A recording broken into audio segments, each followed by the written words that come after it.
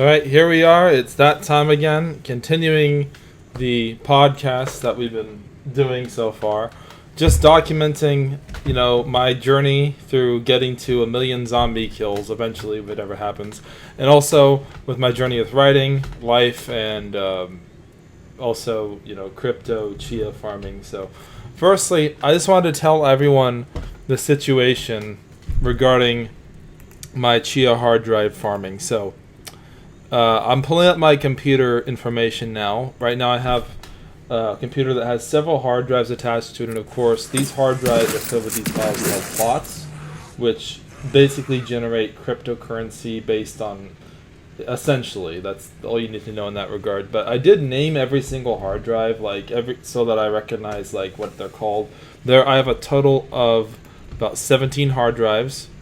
And they range from 5 to, at the lowest, 5 terabytes to the most is 16 terabyte hard drives. And almost all of them are they're either all being filled with plots right now, or they're completely filled with those plot files, basically.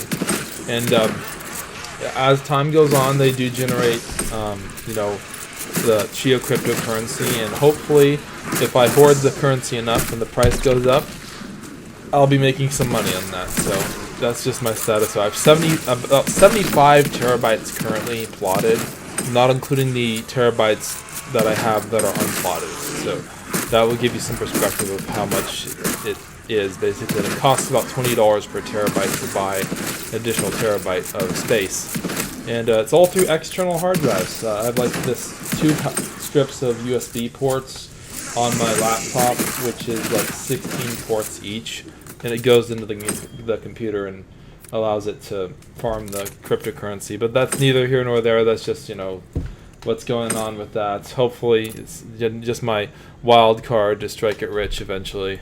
But aside from that, have been working on outlining the book The Banner of the Broken Cross, and The Storm of the Worlds, as well as The Dreadful King of Hell. Once Dreadful King of Hell is done, I move on to The Eternal City, and then my favorite one that I'm going to have is probably going to be The Flight of the Beloved. Basically, epic story, whole C.S. Lewis level Christian allegory with hints of Lord of the Rings and traveling between different worlds and all that high level concepts of basically epic battle between good and evil in this kind of epic story that I'm writing. That's all I can say about that for now. Hopefully, I'm going to try to submit it to Simon & Schuster and see what they say. I don't know. They might think I'm crazy, but we'll see if there's any way to even get an agent that would do that for me. But once the first book is completed, the manuscript, then I'll be able to do that. So that sounds like a good time, if you know what I mean. So, and then also, that's coming along. That's chugging along really well with the book progress. Also, I've been reading, what I've been starting to do is read a chapter of the Chronicles of Narnia a day to my daughter. So we're on The Lion, the Witch, and the Wardrobe. We just started, so we're on chapter 1. Next chapter I read to her will be chapter 2. Chapter 1 is when Edmund, Peter, Susan, and Lucy were in the room, or they were sent away because of the World War II, the bombings that were happening in the cities in England, UK. They were sent to this country where they meet with this professor called Diggory, but actually he's not revealed to be Diggory at the time, because the book that mentions his name as Diggory isn't written till later. But Lucy stumbles into a magical wardrobe and sees this fawn, and it's basically a story about telling your kids not to talk to strangers, essentially, because the fawn wants to do bad things to Lucy. So we're trying to make sure that kids stay safe nowadays. So that's what I would think about that. Also, for these podcasts, I'm thinking about having, for each of them, to at least have a specific theme in each podcast. And the theme will either be, a specific Orthodox saint that I want to mention just to spread awareness about it, or a literary work that I want to mention, perhaps. I'm trying to think. I'm still trying to iron out the details about what exactly is going to happen in each podcast. But they're just basically life updates where I post what I'm feeling and thinking. And then also, I would also say that someone's at my front door. Hang on. The reason I had to leave is because my credit card that I ordered was delivered Not a new credit card, just replacing the old one because the old one expired, basically. So that's that. And then, what else was I saying? Where were we? I was talking about, like, things to do with the channel. What I was talking about was, like, I want to have a specific literary theme of each channel, of each episode, as far as the podcast is concerned. What that means is, like, I'll have, like, a specific literary work that I read. I feel like I love books so much, but I never get the opportunity to really sit down, read one, dive into it, which has got to change pretty soon, especially with the amount of writing that I want to do. Like, it takes, I think reading is how, like, you become a better writer for the most part.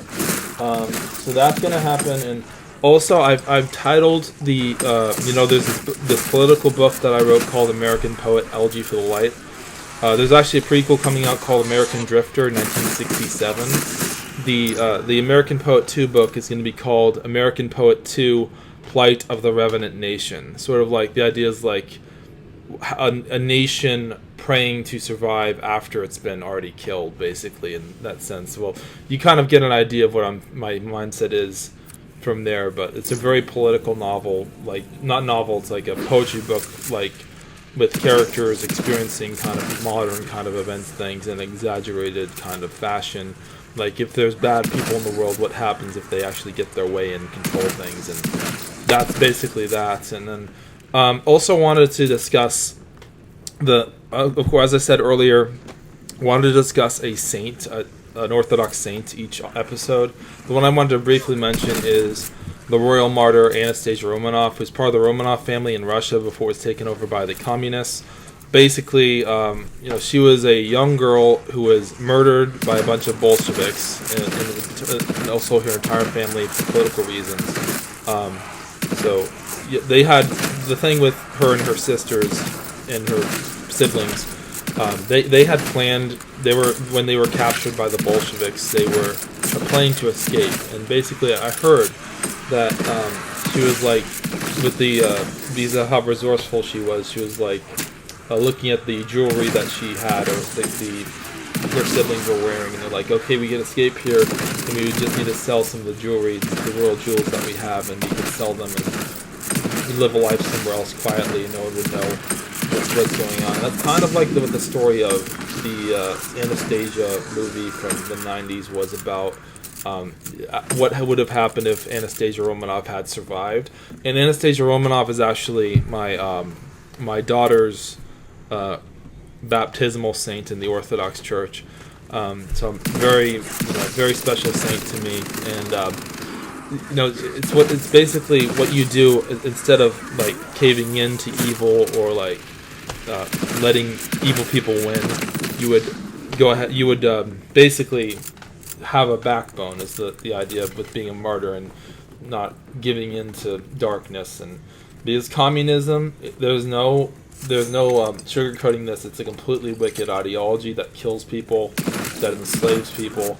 That's why, like, a lot of the times when I see stuff, people echo kind of communist mantra, I get really freaked out, because it's like that the stuff that Karl Marx came up with was really literally wicked material. It's sort of like a religion kind of thing that he's got going on there with the Communist Manifesto, because like his ideology was atheistic to begin with, but he was an atheist, but of how dogmatic someone can be as an atheist in that regard, in the Marxist kind of view of things, it's really in a lot of ways, communism, even though it claims to be atheist, is a Christian heresy, because it takes a lot of presuppositions that fundamentally come from Christianity and tortures them into becoming something Frankenstein monstery. It's just like, but anyway, that's not the topic here. It's like, I'm just trying to talk about Anastasia Romanov and how, the persecution that she went through, just horrible things that happened to her family's slaughtered, but the thing is, they're martyrs in the church, because they didn't give in to the wickedness that was going around them. It is true that Tsar Nicholas II was not like 100% a perfect ruler in that regard, but he was doing the best with what he could do during the time, and he faced wicked kind of persecution of the most like evil you can possibly get, and that's my thought on that. But anyway, with the game I was playing, I've like about 25,000 eliminations so far, and working on 1,000,000. I feel like at a certain point when I get to 1,000,000, I'll probably stop this and move on to a different kind of podcast. So, you'll get this while it lasts. But that's what I would say in that regard. I think we're done for this episode. We've been talking for about 10 minutes, so that's a good chunk there. So I'm glad everyone is listening, with whoever's listening here. If you want to rate this podcast, you can, obviously. And, this podcast is just a bunch of stuff that I'm thinking about off the cuff. If you want to hear someone doing an off the cuff kind of commentary about his personal life and religious feelings, and like not going to politics, but just like general feelings about life and literature and things like that, you can listen to it. And the thing is, I feel like the best thing about the podcast is like I have a goal that I'm aiming towards, and I can have people watch me approach that goal. So that's what we're dealing with. And anyway, my name was Joey. The channel is All the Stars Are Dead, and the podcast is on Spotify, etc. I'll catch you later. Website's melodiumhouse.com. Thanks for listening.